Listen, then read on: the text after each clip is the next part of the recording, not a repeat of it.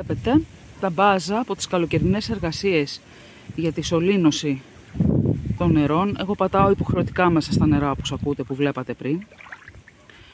Βλέπετε πίσω από τη σωλήνα αυτή υπάρχει ένα χαντάκι μέσα από την οποία περνάει και το νερό αυτό και βγαίνει ο χήμαρος που κατεβαίνει από το βουνό.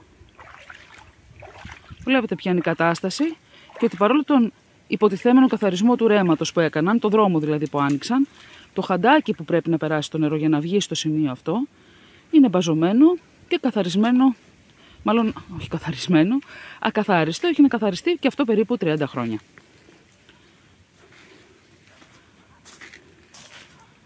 Να, εδώ περνάει, βλέπετε ποια είναι η κατάσταση, καλάμια, χώματα. Γενικά θα κατέβει με τεμποδίων και φυσικά το νερό δεν το εμποδίζει τίποτα να κατέβει όταν κατεβαίνει. Το ξέρουμε όλοι αυτό. Και μετά λέμε ότι ήταν γραφτό να πλημμυρίσει κάτι, το πεπρωμένο, θεομηνία, άλλη εξαιρετική λέξη. Αλλά παραβλέπουμε τα δικά μας τα χάλια, που δεν παρεμβαίνουμε εκεί που πρέπει να παρέμβουμε με τις μελέτες μας και όλα όσα πρέπει να κάνουμε από τη μία, αλλά από την άλλη παρεμβαίνουμε και να κάνουμε αυτό που δεν πρέπει. Αλλά μας εξυπηρετεί.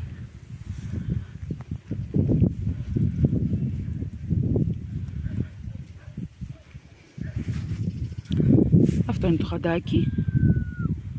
Να, αυτή εδώ η πέτρα που βλέπετε εδώ η φυτεμένη, ο χάλαρος όπως το λέμε εμείς εδώ, που θα κάνει κατραχτάκι αργότερα το νερό κατεβαίνοντας, υπήρχε αντίστοιχη και μέσα στο ρέμα που είδατε πριν. Επιχωματώθηκε, άρα η κήτη ανέβηκε πιο ψηλά.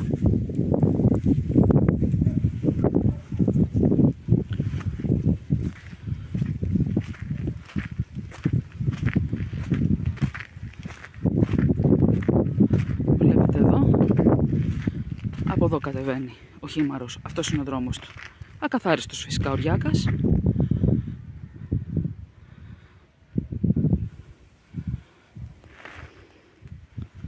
Και μπαίνει εκεί.